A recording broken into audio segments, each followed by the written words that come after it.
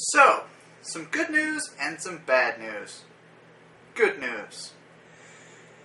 Both God of War 1 and 2 will be coming to the PS3. And it's going to be on a single disc, and it'll only be $40.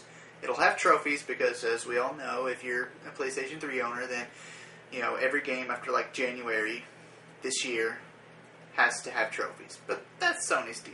Whatever. And it'll be out this holiday season, so I think that'll be a great gift for any God of War fan or anybody looking to get one God of War 3 or just looking for general good games. They were really good games. Some bad news. Marvel Entertainment was just in negotiation or being bought or whatever by Disney.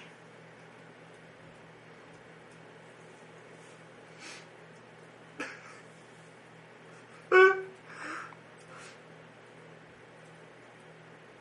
sorry.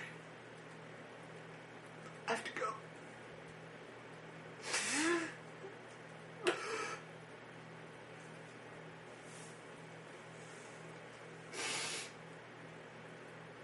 I'll be okay.